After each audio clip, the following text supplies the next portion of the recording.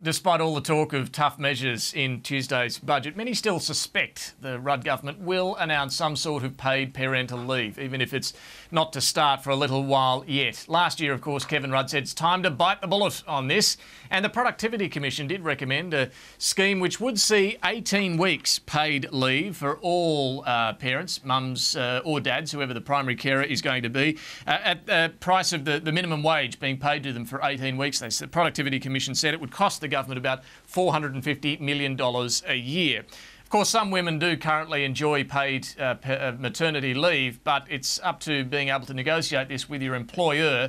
A recent study, in fact, released this week, found that particularly those in the hospitality sector and other low-paid jobs do have a lot of trouble trying to negotiate paid maternity leave with their boss. One of the study authors is Associate Professor Marian Baird from the University of Sydney, and she joins us now. Marian Baird, let me ask you about your study. What were the key findings?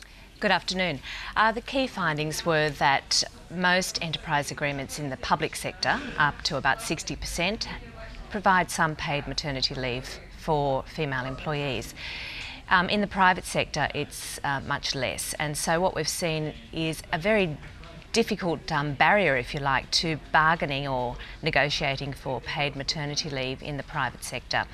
In the private sector, sorry, I'll just interrupt. What is the standard length of maternity leave in the public sector and the private sector? Okay, so around the public sectors in Australia today, you know, the state and federal governments, it's 14 weeks in most of the states. The Australian Capital Territory has just announced it will increase theirs to 18 weeks paid maternity leave, and the federal government is 12 weeks, but that's under legislation. But in most enterprise agreements now, it's 14 weeks for public servants. So that tends to be the standard. For the private sector, it's somewhat lower, somewhere between 6 and 9 weeks, although of course there will be companies that offer different arrangements, and some may offer more and some will offer less. And is it generally the amount that's paid, just the salary continued, or is it a percentage of the salary for that period? No, well, in an enterprise agreement, it would generally be the salary that person was on prior to going on the leave. And so that's income replacement. We use that sort of terminology. Of course, the Productivity Commission's recommendation is for a paid parental leave scheme, 18 weeks plus 2 weeks for fathers, paid at federal minimum wages. And so that would be quite different, and it would require additional bargaining to top up for some women to replace their current income levels. I mentioned hospitality at the outset there. Is that the toughest industry to get paid parental leave? What are some of the industries that don't do this very well? That's right. Going back to the key findings, there are a couple of industries where it's very difficult to find enterprise agreements containing paid maternity leave provisions, and they are retail and hospitality. And of course, there are two industries where there are lots of females employed, lots of women of childbearing age, and they're the areas that we really would like to see covered, and hence the need for a government-funded scheme, at least to provide a safety net, if you like, or a foundation from which to work.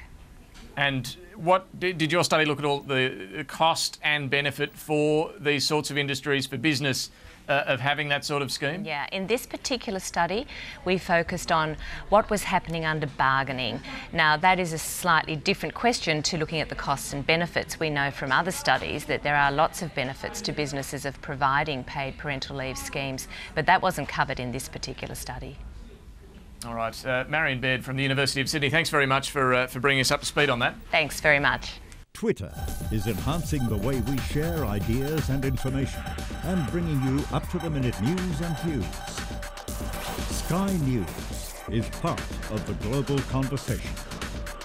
To share your opinion about the stories making headlines and for news as it breaks, go to twitter.com/Sky News AUST.